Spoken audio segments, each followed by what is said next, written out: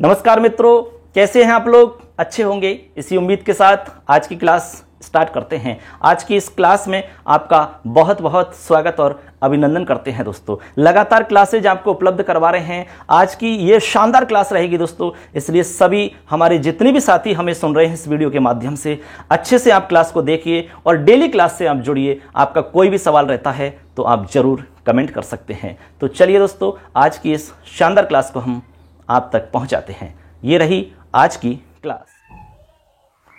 चलिए मित्रों, अब हम आपको यहां पर बताते हैं षष्ठी तत्पुरुष समास। तो आज की क्लास में आपको हम बताएंगे षष्ठी तत्पुरुष समास और सप्तमी तत्पुरुष समास। दोनों को मैं बहुत ही आसान तरीका से एकदम बहुत अच्छे ढंग से ट्रिक इत्यादि के माध्यम से आपको समझाने का मैं पूरा प्रयास करूंगा दोस्तों। उम्मीद करते हैं कि आप इस वीडियो को पूरा देखोगे और अपने दोस्तों को शेयर करोगे। चैनल को सब्सक्राइब कर लेना और बेल आइकन को प्रेस कर देना। चलिए स्टार्ट करते हैं दोस्तों। देखिए, षष्ठी तत्पुरुष समास। सबसे पहले हम इसका सूत्र समझते हैं। देखो, एग्जाम में कई बार सीधा सिंपल सवाल पूछ लिया जाता है कि षष्ठी तत्पुरुष समास से उदाहरणम अस्ति या फिर सूत्रम अस्ति। इसका उदाहरण कौन सा है या फिर इसका सूत्र कौन सा है। तो आपको जो जो सूत्र हम बता रहे हैं उनको याद रखना है, ठीक है ना। तो पहला सूत्र है षष्ठी। षष्ठी, यही सूत्र है इसका पहला सूत्र, षष्ठी। क्या मतलब है इसका? इसका मतलब है कि षष्ठी विभक्ति अंत वाले शब्दों का। बात समझ में आई? यानी पहला जो हमारा पद मिलेगा वो षष्ठी विभक्ति में मिलेगा। ये आपको ध्यान रखना है। आपको शब्द रूप भी आने चाहिए, क्योंकि तभी तो आप पता लगा पाओगे कि यहां षष्ठी है या नहीं, या किस शब्द की षष्ठी क्या होगी। ऐसे तो षष्ठी विभक्ति अंत वाले शब्दों का समर्थ सुबंत के साथ समास हो जाता है, ठीक है। तो इस तरह से आप अर्थ समझ गए। षष्ठी विभक्ति अंत वाले पद का किसी भी समर्थ पद के साथ समास हो सकता है। समर्थ पद यहां पर कोई भी हो सकता है, किसी भी रूप में हो सकता है, उसके साथ आप समास कर सकते हो। पहला पद आपका षष्ठी विभक्ति में होना चाहिए और बाद में जो आपका पद मिलेगा वो समर्थ पद आपका कोई भी हो सकता है, तब भी आप समास कर सकते हो। आगे ध्यान रखना है कि षष्ठ्यंत पद जो है उसका पूर्व प्रयोग होगा।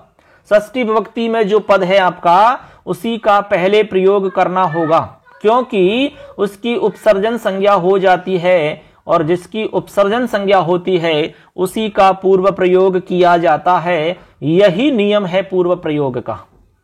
आप देख पा रहे हैं सूत्र है षष्ठी, तो ये हमारा प्रथमा विभक्ति में है षष्ठी शब्द। तो आप षष्ठी विभक्ति को देखेंगे इसमें, इसलिए हम षष्ठी विभक्ति वाले पद का हम पहले लिखेंगे, पूर्व में लिखेंगे उसको। यही तो होता है नियम, ठीक है ना। तो क्लियर है, इसमें कोई ज्यादा कठिन नहीं है। कोई भी चीज ऐसी साफ सुथरा लिखा हुआ है कि षष्ठी विभक्ति अंत वाले पद का किसी भी समर्थ सुबंत के साथ समास हमें कर देना है। जैसे उदाहरण समझिए। चलिए मित्रों, अब हम इसके उदाहरण समझ लेते हैं। एक एक को बताता हूं मैं बिल्कुल आसान तरीका से। पहला उदाहरण है, देखिए, राज्ञः पुरुषः। राज्ञः पुरुषः बहुत ही प्रसिद्ध उदाहरण है, एग्जाम में बहुत बार पूछा गया है। सवाल आ गया कि राज्ञः पुरुषः इत्यत्र कः समासः, तो उत्तर देना होगा षष्ठी तत्पुरुष समास। प्रश्न आ गया कि राज्ञः पुरुषः, ठीक है, यहां पर समस्त पद क्या होगा, तो उत्तर देना होगा राजपुरुषः। देखिए, राजपुरुषः बनेगा इसका। अब किस सूत्र से समास होगा, तो आपको लिखना होगा षष्ठी। षष्ठी सूत्र से समास होगा। यहां पर ऐसे सवाल पूछे जा सकते हैं किसी भी रूप में। आगे चलिए, ये तो हो गया राज्ञ पुरुषः, तो हमारा लौकिक विग्रह है। अब अलौकिक विग्रह है राजन नश पुरुष सु, ठीक है ना। हमने कहा कि जब समस्त पद करोगे तो विभक्तियों का लोप कर दिया जाता है, तो हमने बचाया राज और इधर पुरुष, फिर इसके बाद में प्रातिपदिक संज्ञा करके हम इसमें सु लाते हैं, फिर विसर्ग किया है, तो बन गया राजपुरुषः। राजपुरुषः और भी बना सकते हो आप किसी भी तरह से। जैसे मान लो हम बनाते हैं राज्ञ है कुमारी, हमने लिखा राज्ञ है कुमारी, ठीक है। राज्ञ है कुमारी लिखा तो बनेगा यहां पर राजन नश कुमारी सु, बनेगा राजकुमारी। राजकुमारी में कौन सा समास है, इस तरह का प्रश्न आ सकता है। उत्तर देना होगा षष्ठी तत्पुरुष समास। राजा की कुमारी राजकुमारी होती है। इसी तरह राज्ञ है माता हो सकता है, राज्ञ है माता, तो बनेगा राजमाता। क्या बनेगा? राजमाता। इस तरह से एक उदाहरण समझ जाते हो तो बहुत सारे बना सकते हो आप। आगे है सुनो, राज्ञः धानी, राज्ञः धानी, तो लौकिक विग्रह हो गया, अलौकिक हो जाएगा इसका राजन ngश धानी सु, तो बन जाएगा राजधानी, राजधानी, ऐसा बन जाएगा। आगे चलिए, आगे है दोस्तों देवानाम लोकः, देवानाम लोकः, तो देखिए यहां पर षष्ठी विभक्ति है, आगे लोकः शब्द है, तो देव आम लोकसु बन जाएगा देवलोकः। क्या बना? देवलोकः।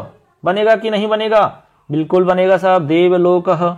आगे चलो, सताम संगति, सताम में षष्ठी विभक्ति है, संगति हमारा आगे पद है, तो सत आम संगति सु, तो यहां बन जाएगा सत और इधर है संगति, तो सत्संगति ऐसा बन जाएगा।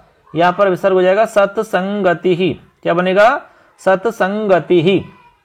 ठीक है ना। आगे चलो, आगे देखियो तस्य पुरुषः, तस्य पुरुषः ऐसा लिखा है, तो यहां पर तस्य कहां से आया? ये तत् से आया है, तो हमने लिख दिया तत् ngशः पुरुष सु, बन जाएगा तत् पुरुषः। कितना बढ़िया उदाहरण है। सवाल आ जाता है कि तत्पुरुषः इत्यत्र कः समासः, उत्तर देना होगा षष्ठी तत्पुरुष। ठीक है, हमने स्टार्टिंग में ही बताया था ये। आगे चलो, तपसः वनम, तपसः वनम, तपस ngश वन सु, तो बनेगा तपोवनम। संधि के नियम ध्यान रखना, संधि के नियम के अकॉर्डिंग बना रहे हैं हम यहाँ पर। ठीक है, बार बार बताने की जरूरत नहीं होनी चाहिए, क्योंकि संधि का टॉपिक हम पहले ही पढ़ा चुके हैं।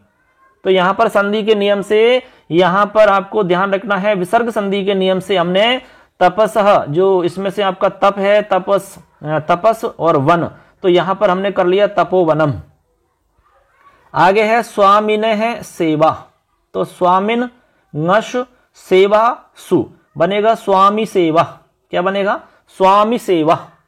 ठीक है ना, स्वामिन से स्वामी बन गया, स्वामी सेवा बन गया। आगे है मनसः विकारः, क्या? मनसः विकार है, तो मनस ngश विकार सु, बनेगा मनोविकार है। ठीक है, जैसे तपोवन बनाए ना, सेम उसी तरह मनोविकार। आगे है मनस है कामना। अब यहां पर ध्यान रखना, मनस है कामना, मनस ngश कामना सु, यहां पर आपका ओ नहीं हो पाएगा, ये नियम है, आपको बता रखा है हमने विसर्ग संधि में, तो यह बनेगा मन है कामना, मनः कामना। कई बार आपने देखा होगा इस तरह का लिखा हुआ, मनः कामेश्वर महादेव मंदिर ऐसा लिखा रहता है, तो मनो नहीं लिखा रहता है वहां, मनो कामेश्वर नहीं लिखा रहेगा, मनः कामना, मनः कामेश्वर ऐसा लिखा रहेगा। विद्यायाः आलयः, विद्या ngश आलयसु, बनेगा विद्यालयः। बहुत बढ़िया उदाहरण है, पूछा जा सकता है विद्यालय इत्यत्र कः समासः, कौन सा समास है? षष्ठी तत्पुरुष समास का उदाहरण है। ठीक है, ऐसे और भी उदाहरण बन सकते हैं, बहुत सारे उदाहरण बनाए जा सकते हैं। जैसे आत्मनः ज्ञानम, तो बन जाएगा आत्मज्ञानम, बन जाएगा गांधीनः सेवा, गांधीनः सेवा बन जाएगा गांधी सेवा। मंत्रीणाम मंडलम, मंत्रिमंडलम ऐसा बन जाएगा। राष्ट्रस्य पिता बन जाएगा राष्ट्रपिता, राष्ट्रस्य पति राष्ट्रपति, गृहस्य पति गृहपति, परेशान उपकार है बन जाएगा परोपकार है। ऐसे आप बहुत सारे बना सकते हो, इसमें कोई भी समस्या नहीं है किसी भी तरह की, केवल आपको षष्ठी का रूप आना चाहिए। आपको पहले षष्ठी वाला पद देखना है और बाद में कोई भी सुबंत पद हो आपको समास कर देना है, बस। तो ये सारे उदाहरण आप इनको देख लेना, आपको लगे कि भाई ये लिखना चाहिए तो आप कॉपी में नोट भी कर सकते हो। चलिए आगे बढ़ते हैं मित्रों। अब चलिए मित्रों, इसमें हम आगे आपको बता रहे हैं, देखिए षष्ठी तत्पुरुष समास के कुछ बाधक नियम हैं। ठीक है, षष्ठी तत्पुरुष समास के कुछ बाधक नियम हैं, उनको भी समझ लेते हैं। बाधक नियम से मतलब है कि वो बाध करते हैं, यहां पर मना करते हैं कि यहां पर षष्ठी तत्पुरुष समास नहीं करना है। ऐसी कौन कौन सी जगह हैं जहां पर हमें मना किया जाएगा षष्ठी तत्पुरुष समास करने के लिए? देखिए उसके नियम ध्यान रखने हैं। कहां पर षष्ठी तत्पुरुष समास नहीं करना है उसको कहेंगे षष्ठी तत्पुरुष समास के बाधक नियम। पहला देखिए, सबसे पहला सूत्र है न निर्धारणे। सूत्र है न निर्धारणे। इसका मतलब है यतश्च निर्धारणम सूत्र द्वारा विहित षष्ठी विभक्ति के प्रसंग में तत्पुरुष समास नहीं होता है। अब आपको थोड़ा सा याद दिला दें हम, आपने सप्तमी विभक्ति पढ़ी होगी कारक के अंदर, ठीक है, आपको याद होगा वहां एक सूत्र चलता है यतश्च निर्धारणम। कौन सा है? यतश्च निर्धारणम, ये एक सूत्र चलता है। यतश्च निर्धारणम सूत्र ये कहता है कि जाति गुण क्रिया संज्ञा भी समुदायात एक देशस्य पृथक करणम निर्धारणम यतस्ततः षष्ठी सप्तम्यों स्तः। तो वहां पर षष्ठी और सप्तमी विभक्ति होती है। मतलब जाति गुण क्रिया और संज्ञा के द्वारा समुदाय से जब एक अवयव का निर्धारण करना हो, अलग करना हो, पृथक करना हो, तो जहां से निर्धारण किया जाता है उसमें षष्ठी और सप्तमी विभक्ति का प्रयोग किया जाता है। ये आपको पता होगा पहले से। तो कह रहे हैं कि यतश्च निर्धारण जो सूत्र है हमारा, उस सूत्र के द्वारा विहित षष्ठी विभक्ति के प्रसंग में, इस सूत्र से जहां पर षष्ठी विभक्ति होती है उस वाले प्रसंग में आपको षष्ठी तत्पुरुष समास नहीं करना है। सीधी सी बात ये समझो आप, ठीक है। यतश्च निर्धारणम के जो उदाहरण हैं वहां पर आप समास नहीं कर सकते, ऐसे समझ लीजिए। जैसे उदाहरण है मानवा नाम ब्राह्मणः श्रेष्ठः। मानवा नाम ब्राह्मणः श्रेष्ठ, मतलब मानवों में ब्राह्मण श्रेष्ठ है। यहां पर आप समास नहीं कर सकते, समास करके नहीं लिख सकते मानव श्रेष्ठः, नहीं लिख सकते, क्योंकि ये आपका बाधक नियम है। तो बनेगा मानवा नाम श्रेष्ठः, इसी तरह से बनेगा, ये वाक्य में ही रहेगा। आगे है कवि नाम कालिदासः श्रेष्ठः, तो यहां बनेगा कवि नाम कालिदासः। यहां पर समास नहीं कर सकते आप, समास करके ऐसे मत बना देना कवि श्रेष्ठः, नहीं बनेगा ऐसा, वो अशुद्ध रूप होगा, ठीक है ना। तो इस तरह से आपको ये ध्यान रखने हैं षष्ठी तत्पुरुष समास के बाधक नियम कौन कौन से हैं। पहला हो गया न निर्धारणम। यतश्च निर्धारणम सूत्र के जो उदाहरण हैं जहां पर षष्ठी हो रही है वहां पर आप समास नहीं कर सकते। आगे बढ़िए, चलिए आगे और देखते हैं। अब चलिए मित्रों आगे आपको और बताते हैं हम। इसके बाद में आपको याद रखना है एक अगला सूत्र है त्रिज काभ्याम कर्तरी कर्मणि च। ये दो सूत्र हैं, दोनों को एक साथ हम बता रहे हैं। त्रिज काभ्याम कर्तरी कर्मणि च, ठीक है। इनका क्या मतलब है सुन लीजिए आप। ये भी बाधक सूत्र हैं हमारे, किसके? षष्ठी तत्पुरुष के बाधक सूत्र हैं ये भी। ये कह रहे हैं आपके, क्या कह रहे हैं सुनिए भैया, ये कह रहे हैं कर्तृ कर्मणो कृति सूत्र है एक। कर्तृ कर्मणो कृति सूत्र आपने पढ़ा होगा षष्ठी विभक्ति में कारक के अंदर, वहां सूत्र चलता है कर्तृ कर्मणो कृति। इस सूत्र से विहित षष्ठ्यंत कर्तृपद और कर्मपद वह कृत प्रत्यांत शब्द में तत्पुरुष समास नहीं होता है। ये बात आपको यहां समझनी है।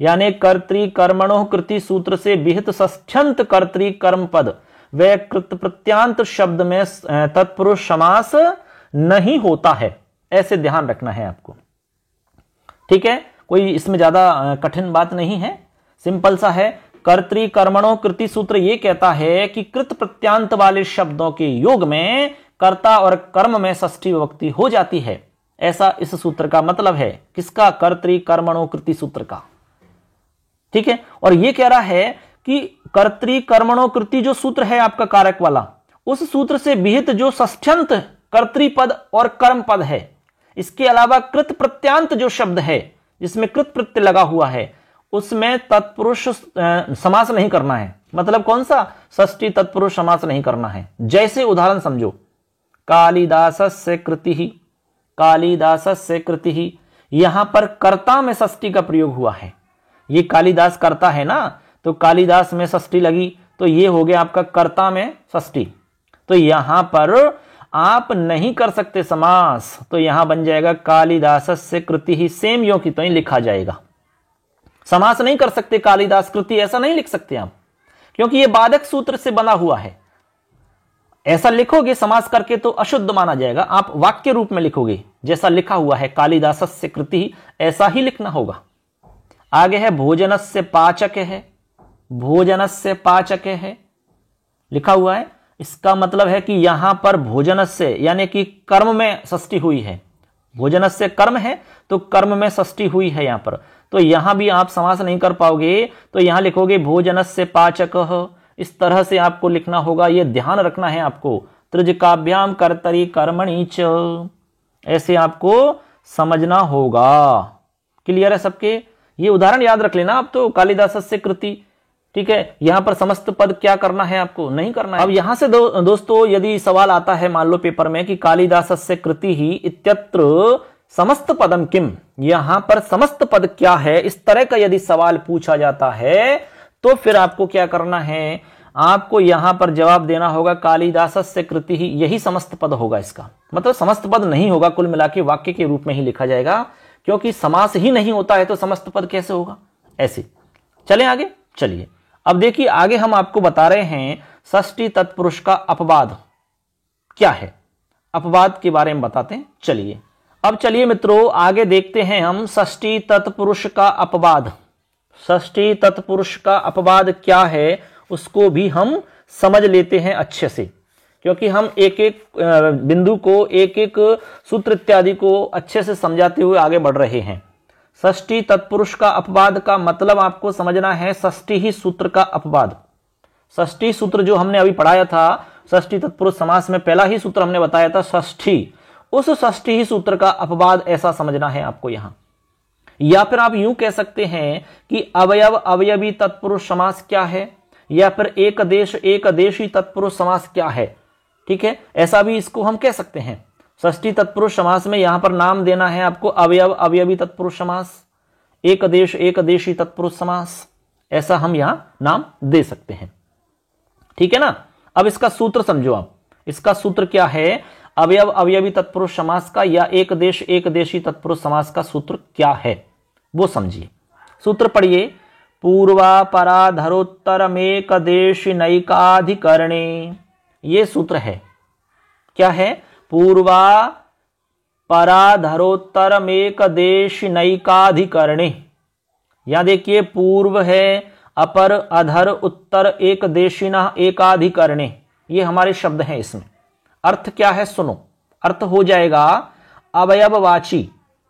अवयववाची, अवयव आप जानते ही है, जैसे हमारे शरीर के अलग अलग अवयव हैं, अंग अवयव, और अवयवी होता है संपूर्ण, उसके जो पार्ट हैं अंग होते हैं वो अवयव होते हैं, उसके अलग अलग हिस्से। ठीक है ना, ऐसे। तो अवयववाची या एक देशवाची पूर्व अपर अधर उत्तर पदों का अवयववाची या एक देशवाची पदों के साथ तत्पुरुष समास हो जाता है, ऐसा यहां अर्थ समझना है। क्लियर, बात समझिए। देखो आगे भी लिखा है कि अवयववाची शब्द की उपसर्जन संज्ञा होकर के पूर्व प्रयोग होता है, यहां पर पूर्व पद की प्रधानता होती है। ये एक विशेष बात है यहां। वैसे तो हमने कहा कि भाई तत्पुरुष में तो उत्तर पद प्रधान होता है, लेकिन यहां पर आपको ध्यान रखना है अवयव अवयवी तत्पुरुष समास में कि यहां पर पूर्व पद प्रधान होता है, पूर्व पद की प्रधानता पाई जाती है, ऐसा ध्यान रखना है आपको।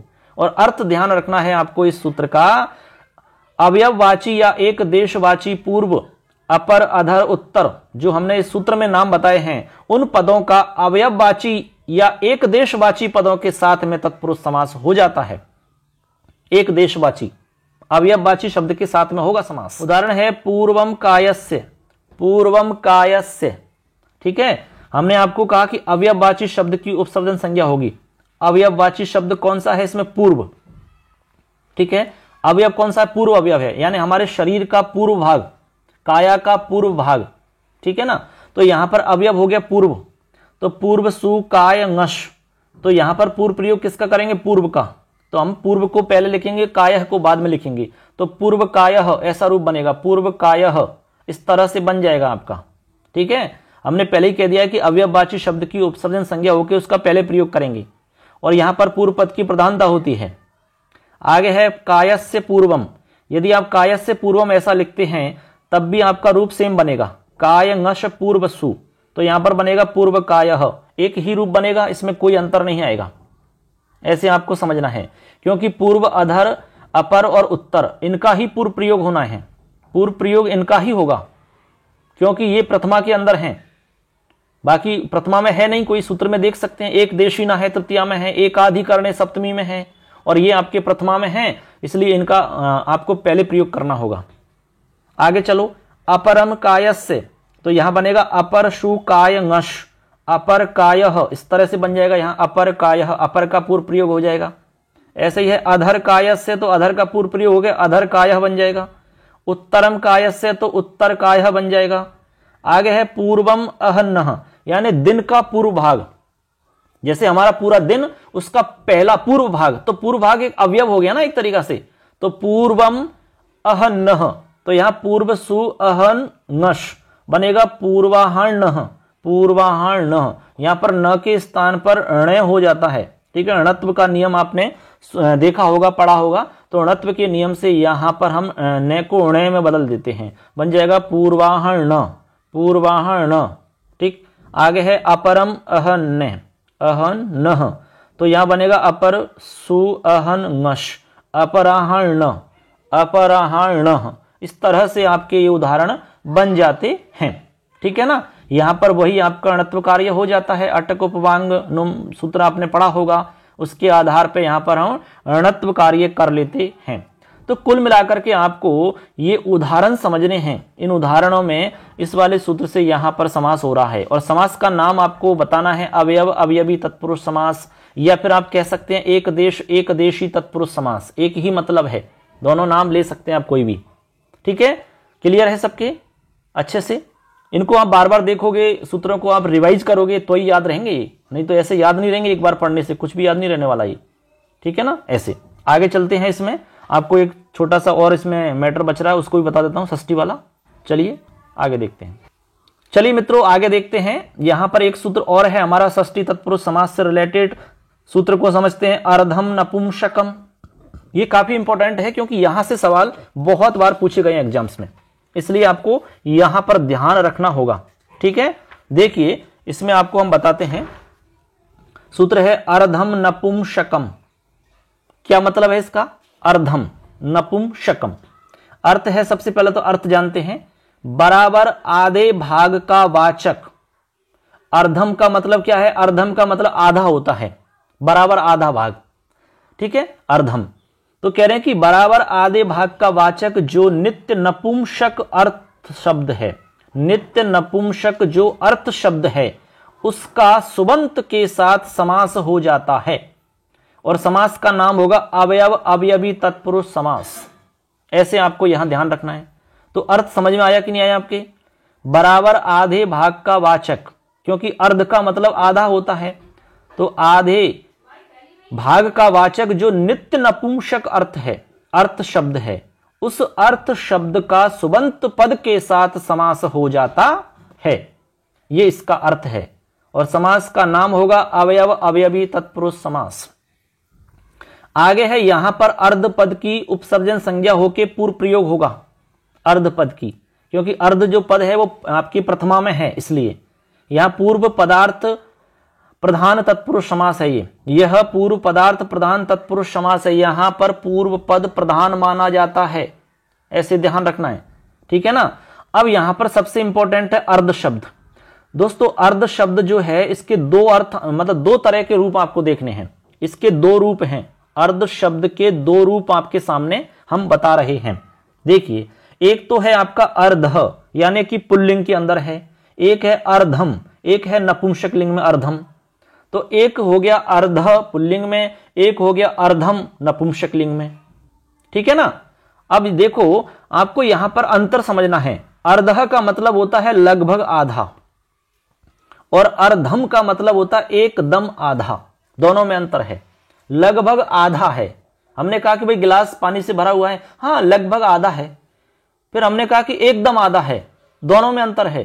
तो अर्ध का मतलब लगभग आधा, और अर्धम का मतलब एकदम आधा, ऐसे यहां पर अर्थ की दृष्टि से अंतर है। यहां पर हमने लिखा है, देखो सूत्र में, सूत्र से नपुंसक लिंग में ही अर्थ शब्द का षष्ट्यंत के साथ समास होता है, यानी सूत्र से, जो हमारा सूत्र है, इस सूत्र से नपुंसक लिंग में ही अर्थ शब्द का कोई भी जो षष्टंत पद होगा ना उसके साथ समास होगा। अर्धम शब्द नपुंसक लिंग वाला शब्द है ना, उसी के साथ समास करता है ये सूत्र। लिखा भी तो है ना अर्धम नपुंसकम। तो यहां पर अर्थ शब्द दो प्रकार का हुआ, एक पुल्लिंग शब्द हुआ, एक नपुंसक हुआ। सूत्र हमारा नपुंसक वाले के साथ में समास करता है। तो फिर अर्धा जो पुल्लिंग वाला है इसके साथ में कौन समास करेगा? इसके साथ में समास होगा, और समास होगा षष्ठी तत्पुरुष समास। कौन सा होगा? षष्ठी तत्पुरुष समास होगा। और इधर होगा हमारा अर्धम जोड़ेंगे तब होगा अवयव अवयवी तत्पुरुष समास। ऐसे ध्यान रखना है, जब अर्धा पुल्लिंग वाला जुड़ेगा तो समास बनेगा आपका षष्ठी तत्पुरुष समास। जब आपका अर्धम जुड़ेगा तो समास बनेगा अवयव अवयवी तत्पुरुष समास। ऐसे आपको क्लियर ध्यान रखना है। उदाहरण देखो, दोनों के अलग अलग उदाहरण लिखे मैंने। पिपल्याह अर्ध, पिपल्याह अर्ध यानी पिप्पली ngश अर्धसु, ऐसा हमने विग्रह किया इसका अलौकिक विग्रह। तो यहां बन जाएगा आपका पिप्पली अर्ध, तो यहां आप संधि करके पिप्पल्यर्ध बनेगा। पिप्पल्यर्ध क्या बनेगा? पिप्पल्यर्ध। इस तरह से आपका ये उदाहरण बन जाता है। क्या बनेगा? पिप्पल्यर्ध, यण संधि कर ली, लगभग आधी पिप्पली ऐसा अर्थ निकलेगा। लगभग आधी पिप्पली ऐसा अर्थ निकलेगा। आगे है नगरस्य अर्ध, नगरस्य अर्ध, नगर ngश अर्धसु, तो बनेगा नगर और अर्ध में जोड़ेंगे तो नगरार्ध, नगरार्ध ऐसा बनेगा। लगभग आधा नगर, दीर्घ संधि हो जाएगी यहां। आगे है ग्रामस्य अर्ध, तो यहां बनेगा ग्राम ngश अर्धसु, ग्रामार्ध, ग्रामार्ध लगभग आधा गांव, ऐसा अर्थ यहां निकलेगा मित्रों। क्योंकि इधर हमने पुल्लिंग वाला अर्ध शब्द जोड़ा है, और पुल्लिंग वाले अर्ध शब्द को जोड़ करके षष्ठी तत्पुरुष समास किया जाता है। जब नपुंसक लिंग वाला होगा तो अर्धम नपुंसक जो हमारा सूत्र है इसके आधार पर अवयव अवयवी तत्पुरुष समास होगा। देखिए इधर की तरफ पिप्पल्याह अर्धम, पिप्पल्याह अर्धम, तो यहां पिप्पली ngश अर्धसु, यहां बनेगा अर्ध पिप्पली। क्या बनेगा? अर्ध पिप्पली। यहां पर हमने नपुंसक वाला अर्ध शब्द जोड़ा है, तो यहां पर होगा समास अवयव अवयवी तत्पुरुष, बन जाएगा अर्ध पिप्पली। ठीक। आगे है नगरस्य अर्धम, तो यहां बनेगा नगर नश अर्धसु, अर्ध नगरम, ऐसे नपुंसक लिंग में बन रहा है अर्ध नगरम। आगे है ग्रामस्य अर्ध अर्धम, ग्रामस्य अर्धम, तो यहां बनेगा ग्राम ngश अर्धसु, ग्राम ngश अर्धसु, यहां बन जाएगा अर्ध ग्राम, अर्ध ग्राम। क्या बनेगा? अर्ध ग्राम। इस तरह से बन जाता है। आगे है शरीरस्य अर्धम, तो शरीर ngश अर्धसु, अर्ध शरीरम, क्या बनेगा? अर्ध शरीरम बन जाएगा। ऐसे आपको ध्यान रखना होगा। क्लियर है सबके? तो इसमें ऐसी कोई दिक्कत नहीं आनी चाहिए। अर्ध शब्द के दो आपको रूप समझने हैं, एक तो पुल्लिंग वाला अर्ध और नपुंसक वाला अर्धम। ठीक है, दोनों में अंतर है। पुल्लिंग वाला प्रयोग करोगे तो षष्ठी तत्पुरुष समास होगा, और नपुंसक वाला करोगे तो अवयव अवयवी तत्पुरुष समास हो जाता है। ऐसे आपको अंतर समझना है। अब यहां पर एक नोट करके हमने एक विशेष बात लिखी है, अर्धम पिप्पली नाम। देखिए अर्धम पिप्पली नाम यहां समास नहीं हुआ। क्यों नहीं हुआ? एकत्व संख्या विशिष्ट अवयवी होने पर ही अर्ध शब्द का अवयवी पद के साथ समास होता है। मतलब यह हुआ कि पिप्पली नाम पद बहुत्व संख्या विशिष्ट है, जबकि नियम के अनुसार एकत्व संख्या विशिष्ट होना चाहिए, मतलब एक वचन में होना चाहिए, जबकि यहां पर पिप्पली नाम जो है वो बहुवचन के अंदर है। हमें केवल एक एकत्व विशिष्ट ही अपेक्षित है। एकत्व विशिष्ट यदि होता तो हम यहां समास कर लेते, इसलिए हम यहां समास नहीं कर सकते। आप और उदाहरणों में देख सकते हैं जहां हमने समास किया है। ठीक है ना, वहां समास हो रहा है, जैसे पिप्पल्यार्ध वहां समास हो गया, लेकिन यहां नहीं कर सकते क्योंकि पिप्पली नाम लिखा हुआ है ऐसे। तो ये आपके लिए विशेष था, इसलिए मैंने आपको यहां बता दिया है। तो इसी के साथ में दोस्तों हमारी षष्ठी तत्पुरुष समास की पूरी कहानी पूरी हो जाती है एकदम अच्छे से। तो उम्मीद करते हैं कि षष्ठी तत्पुरुष समास आपको अच्छे से समझ में आ गया होगा। इसमें कोई भी आपका यदि सवाल है, कोई भी डाउट है, तो आप कमेंट में जरूर सवाल आप पूछ सकते हैं। आपके हर सवाल का जवाब दिया जाएगा दोस्तों। ठीक है, आगे हम इसमें सप्तमी तत्पुरुष समास और बताएंगे, उसमें ज्यादा नहीं है, थोड़ा सा ही मैटर है उसमें, जिससे कि हमारे दो इसमें हो जाएंगे आपके दो विभक्तियों के साथ। षष्ठी और सप्तमी तत्पुरुष। ठीक है ना, तो चलिए उसको भी हम देख लेते हैं। चलिए दोस्तों आगे चलते हैं। चलिए दोस्तों आगे देखते हैं। यहां पर हम आपको एक समास और बता रहे हैं, सप्तमी तत्पुरुष समास। देखिए स्क्रीन पर दिख रहा है सप्तमी तत्पुरुष समास। तो यहां पर क्या होगा, आपका जो पहला पद मिलेगा दोस्तों वो सप्तमी विभक्ति वाला मिलेगा, और बाद में क्या मिलेगा वो सूत्रों के हिसाब से आपको हम बताएंगे। अभी पहला पद तो सप्तमी वाला मिलेगा ही, इसमें तो आपको ज्यादा कोई सोचना नहीं है, क्योंकि सब जगह हमने यही बताया है। द्वितीय तत्पुरुष है तो द्वितीय मिलेगा, तृतीय तत्पुरुष है तो तृतीय पहला पद मिलेगा आपको, चतुर्थी है तो चतुर्थी में चतुर्थी वाला पद पहले मिलेगा, ऐसे। तो सप्तमी तत्पुरुष में पहले नंबर पे जो पद मिलेगा यानी पूर्व पद वो सप्तमी विभक्ति वाला होगा। ठीक है ना, चलो सूत्र देखते हैं। सबसे पहले इसका सूत्र है सप्तमी सौंडही। सप्तमी सौंडही सूत्र है। सूत्र का मतलब समझो, सप्तम्यंत पद का शौंडादि गण में पठित पदों के साथ सप्तमी तत्पुरुष समास होता है और सप्तम्यंत पद की उपसर्जन संज्ञा होती है। एकदम सिंपल है, यानी जो हमारा सप्तमी अंत वाला पद है, सप्तम्यंत पद है, उस सप्तम्यंत पद का समास होगा किनके साथ, शौंडादि गण में पड़े हुए शब्दों के साथ। यानी शौंडादि गण में जितने भी शब्द हैं उन शब्दों के साथ में आप समास कर सकते हो, ऐसे आपको इसका मतलब समझना है। अब यहां पर नीचे हमने स्पष्ट किया है शौंडादि गण में पठित शब्द कौन कौन से हैं, आपकी सुविधा के लिए लिखा है हमने। देखिए शौंड, धूर्त, कितब, व्याड, प्रवीण, संवीत, दक्ष, अंतर, अधि, पटु, पंडित, कुशल, चपल, निपुण आदि शब्द हैं। ये सारे के सारे शब्द आपके शौंडादि गण में पड़े हुए शब्द हैं। जो मुख्य मुख्य शब्द हैं उनको मैंने यहां लिख दिया है, जो एग्जाम में पूछे गए हैं, पूछने की संभावना है, उनको मैंने शामिल किया है यहां पर। तो इनके साथ में हम समास कर सकते हैं। पूर्व पद में सप्तमी वाला हमारा रूप होना चाहिए और बाद में इनमें से कोई भी आपका शब्द हो सकता है। जितने हमने शब्द लिखे हैं यहां पर शौंडादि गण में, इनमें से आगे कोई भी शब्द मिले आपको तो आप कर सकते हैं। यहां पर एक नीचे विशेष बात लिखी है कि अधि, इसमें एक हमारा शब्द है। अधि के साथ में जब हम समास करेंगे तो यहां पर अधीन से हम समास करेंगे, अधीन, क्योंकि यहां पर ख प्रत्यय होता है। ठीक है, शॉर्ट में प्रोसेस बता रहा हूं मैं। अधि के बाद में ख प्रत्यय होगा, ख को ईन करेंगे, फिर आप मिलाएंगे तो बनेगा अधीन। इसलिए आप जब समास करोगे तो अधीन आपको दिखेगा। आप ये मत सोचना कि अधीन इसमें नहीं है, बिल्कुल है, क्योंकि अधीन जो है वो अधि से ही बना हुआ है। ठीक है ना, ऐसे आपको ध्यान रखना है। ठीक, चलो आगे। अब इसके हम उदाहरण समझा देते हैं आपको, अर्थ आपको समझ में आ गया है। देखिए उदाहरण देखते हैं। अक्षेषु शौंड है, ये काफी इंपॉर्टेंट है, ऐसा सवाल पूछा गया है। अक्ष शौंड इत्यत्र कः समासः, ऐसा आया है। अक्ष शौंड यहां पर किस सूत्र से समास होगा, ऐसा भी सवाल पूछा गया एग्जाम में। अक्षेषु शौंड, इसका क्या समस्त पद बनेगा, ऐसा भी सवाल एग्जाम में पूछा गया है। ठीक है ना, तो ये भी आपको पता होना चाहिए कि किस तरह का सवाल पूछा जा सकता है, इसलिए हम साथ साथ में बता रहे हैं आपको। तो हमारा लौकिक विग्रह हो गया अक्षेषु शौंड है, और अलौकिक होगा अक्ष सुप शौंड सु, बन जाएगा हमारा अक्ष शौंड है।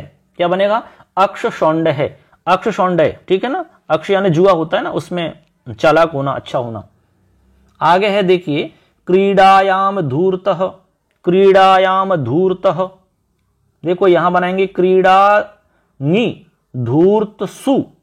ठीक है, क्रीडांगी धूर्त सु, तो बन जाएगा क्रीडा धूर्तः, क्रीडा धूर्तः, ऐसा बन जाएगा आपका, बन गया ना ऐसे। अब बाद में जो पद आ रहे हैं ना वो सारे के सारे शौंडादि गण में हैं, जो हमने ऊपर बताए उनमें से ही तो हैं।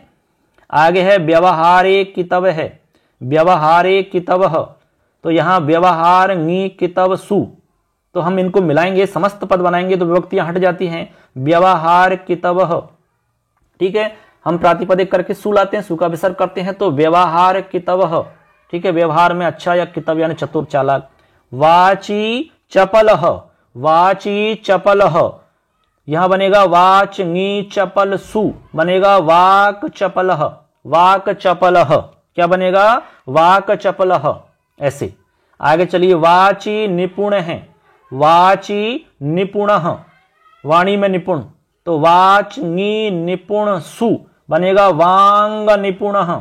संधि आदि के नियम पता होना चाहिए आपको, वांग निपुणः, ऐसा रूप बनेगा।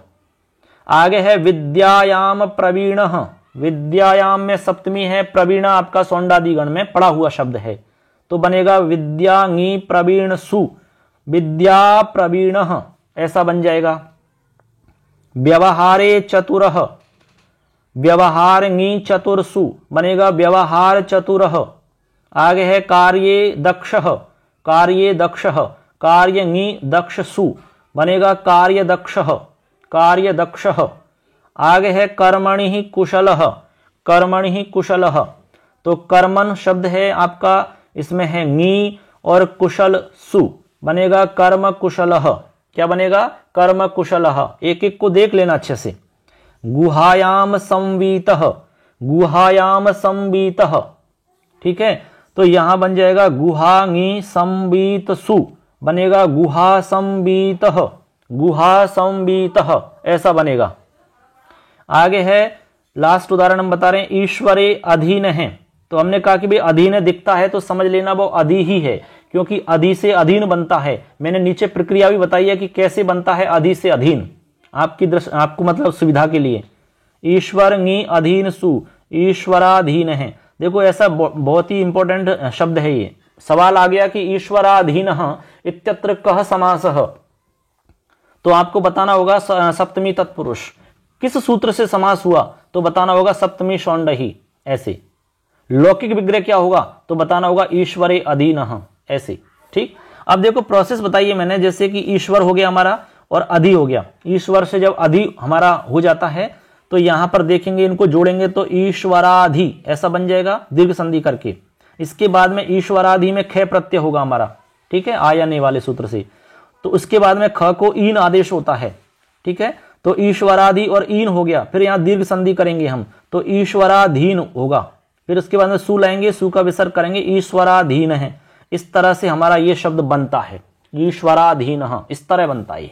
तो यहां पर मैंने आपको एक एक उदाहरण को समझाया है अच्छे से, बिल्कुल सरल तरीका से। इसमें कोई भी आपकी मिस्टेक नहीं होनी चाहिए, अच्छे से समझ में आ जाना चाहिए आपको। बार बार सुनिए आप, बार बार देखते रहिए इनको आप, क्योंकि देखने से और सुनने से बहुत जल्दी से याद होता है सब कुछ। प्रैक्टिस आपको बहुत अच्छे से करनी है दोस्तों। यदि आपको वास्तव में अच्छे नंबर लेके आने और सिलेक्शन यदि आपको प्राप्त करना है, तो आपको सबसे ज्यादा ध्यान प्रैक्टिस पर, रिवीजन पर देना है। आपको बार बार टॉपिक्स को सुनना है, देखना है, चाहे उनको पढ़िए, आप द्रुत गति से पढ़िए, लेकिन पढ़िए। निश्चित रूप से आप सफलता प्राप्त कर सकते हो दोस्तों। सफलता एक दिन में नहीं मिलती, लेकिन मेहनत करो तो एक दिन जरूर मिलती है, ये हमारा विश्वास है दोस्तों, क्योंकि हमने खुद ने प्रैक्टिकल किया है ऐसा। ठीक है ना, चलिए आगे बढ़ते हैं। चलिए मित्रों, इसमें अगला सूत्र है हमारा सप्तमी तत्पुरुष का अगला सूत्र जानते हैं। सूत्र को पढ़ते हैं, सिद्ध शुष्क पक्व बंधैश्च। सूत्र है सिद्ध शुष्क पक्व बंधैश्च, ये हमारा सूत्र है। सूत्र में क्या कहा गया है देख लेते हैं।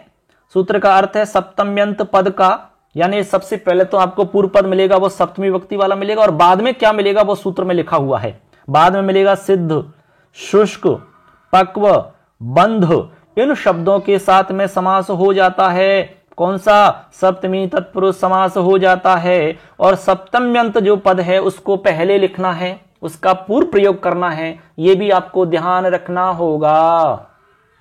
सूत्र साफ साफ कह रहा है, सिद्ध शुष्क पक्व बंधैश्च, यानी सप्तम्यंत पद होगा, उसके बाद में सिद्ध शुष्क पक्व बंध ये शब्द मिलेंगे तो समास कर देना है, सप्तमी तत्पुरुष हो जाएगा। जैसे पहला है उदाहरण, रसे सिद्ध है, रसे सिद्ध, तो बन जाएगा आपका रस ङी सिद्ध सु, बनेगा रस सिद्ध, बनेगा रस सिद्ध, बन गया, कोई दिक्कत नहीं है। अब रसे की जगह आप बहुवचन कर लो रसेशु, तो रसेशु करोगे तब भी सेम बनेगा आपका, रस सिद्ध है यानी रसों में सिद्ध, ये रस में सिद्ध है, बहुवचन करोगे तो रसों में सिद्ध हो जाएगा अर्थ। ऐसे आगे चलो, आतपे शुष्क है, बाद वाला पद तो सूत्र वाला ही है, जो सूत्र में दे रखे हैं ना वो ही पद आगे मिलेंगे आपको, लेकिन स्टार्टिंग वाला जो पद है हमारा पूर्व पद, वो कोई सा भी पद आ सकता है, लेकिन सप्तमी विभक्ति होनी चाहिए, ऐसे आपको ध्यान रखना है। इसलिए इनके अलावा और भी बना सकते हो उदाहरण। आतपे शुष्क है, आतप ङी शुष्क सु, बनेगा आतप शुष्क, आतप शुष्क बन जाएगा। आगे चलिए, स्थाल्याम पक्व, स्थाल्याम पक्व, तो स्थाली ङी पक्व सु, बनेगा स्थाली पक्व, क्या बना?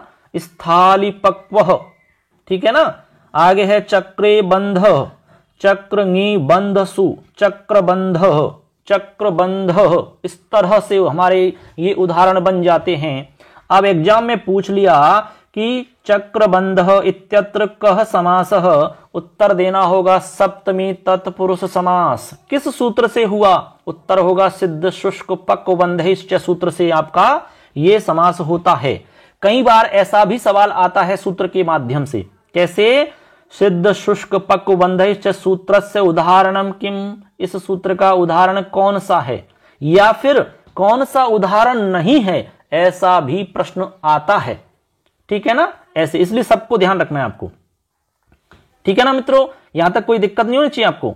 अब चलिए एक सूत्र और बताएंगे, सिर्फ एक सूत्र और है हमारा, उसी के साथ में हमारी सप्तमी तत्पुरुष समास की पूरी कहानी पूरी हो जाएगी एकदम।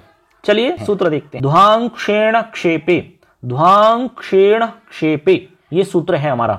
सूत्र का अर्थ है ध्वांक्षवाची, ध्वांक्षवाची यानी होता है कौवा, ध्वांक्ष यानी कौवा होता है।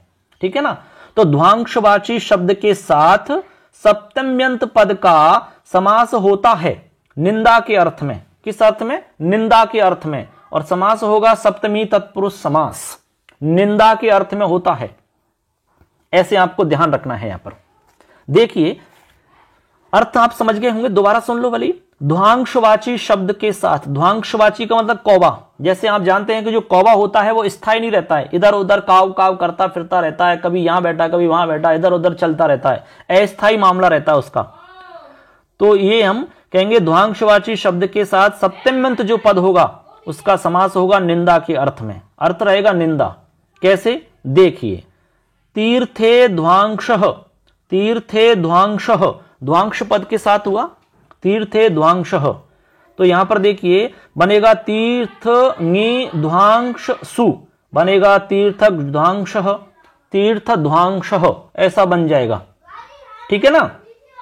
आगे है तीर्थे काक है, काक है, तीर्थे काक है तो बनेगा तीर्थ काक है। यहां पर है तीर्थे वायस है, तीर्थ वायस बनेगा। इन तीनों का अर्थ सेम है। ठीक है ना, ध्वांक्ष यानी कौवा होता है, काक यानी कौवा होता है, वायस यानी कौवा होता है। ऐसे तो यहां पर दे रखा है इन्होंने कि जैसे तीर्थ का कौवा, ठीक है ना, तीर्थ का कौवा अर्थ है इसका, तीर्थ का कौवा यानी तीर्थ का कौवा का मतलब है तीर्थ के समय आते हैं वो। ऐसे तो यहां पर आपको यह समझना है कि अस्थायी छात्र के लिए प्रयुक्त है। यानी ये तीनों जो नाम है ना, ये तीर्थक ध्वांक्ष, तीर्थ काक है, तीर्थ वायसः, ये अस्थायी जो हमारा कोई स्टूडेंट है, अस्थायी जो छात्र होता है उसके लिए ऐसा कहा जाता है। अस्थायी छात्र जो एक जगह टिक करके नहीं रहता है, पढ़ाई नहीं करता है, इधर उधर भटकता रहता है, उसके लिए हम कहते हैं कि ये तीर्थ काक है भैया, तीर्थ के समय चलते रहते हैं, ये तीर्थ काक है। एक जगह न पढ़ करके इधर उधर कौवे की तरह घूमने फिरने वाला विद्यार्थी होता है ना, उसके लिए हम ऐसा प्रयोग कर सकते हैं। तो ऐसे करके आपको ध्यान रखना है। मान लो सवाल आता है कि तीर्थ काक है इत्यत्र कः समासः, उत्तर हो जाएगा सप्तमी तत्पुरुष। केन सूत्रेन, उत्तर हो जाएगा ध्वांक्षेण क्षेपे, इस सूत्र से होगा। ध्वांक्षेण क्षेपे सूत्र से उदाहरणम किम, तो उदाहरण ध्यान रखने हैं आपको, 3 उदाहरण बताए हैं। इस तरह से मित्रों आज के इस वीडियो में हमने आपको बता दिए षष्ठी तत्पुरुष समास और सप्तमी तत्पुरुष समास, बिल्कुल अच्छे से, बहुत ही सरल तरीका से यहां पर हमने आपको बताया। उम्मीद करते हैं आपको अच्छे से समझ में आया होगा। तो दोस्तों यहां पर हमारे विभक्ति वाले जो समास हैं वो पूरे हो जाते हैं। तत्पुरुष समास के अंदर हमने आपको द्वितीया से लेकर सप्तमी तत्पुरुष तक पूरे आपको अच्छे से समझा दिए हैं व्याख्या सहित। उम्मीद करते हैं आप अच्छे से सुन रहे होंगे, देख रहे होंगे, अपने दोस्तों को शेयर कर रहे होंगे। और नए हैं आप हमारे चैनल पर तो चैनल को जरूर सब्सक्राइब करके जाना, क्योंकि यहां पर आपको बहुत ही इंपॉर्टेंट आपको मैटर मिलने वाला है दोस्तों, लगातार मिलता रहेगा। हम एक क्लास साहित्य की उपलब्ध करवा रहे हैं और एक क्लास आपको ग्रामर की मिल रही है। तो ऐसे ही तैयारी करते रहिए, आपको कोई दिक्कत नहीं आएगी किसी भी तरह की। और दिक्कत आती है तो हम आपके साथ हैं, कहीं पर भी घबराने की आवश्यकता नहीं है। संस्कृत में कोई प्रॉब्लम आपको नहीं आने देंगे दोस्तों। बस आप सवाल करिए कमेंट में, आप निश्चित रूप से सवाल का उत्तर प्राप्त कर सकते हैं। तो धन्यवाद सबके लिए, मिलेंगे अगली क्लास में। जय हिंद, वंदे मातरम, जय तु भारतम, जय तु संस्कृत।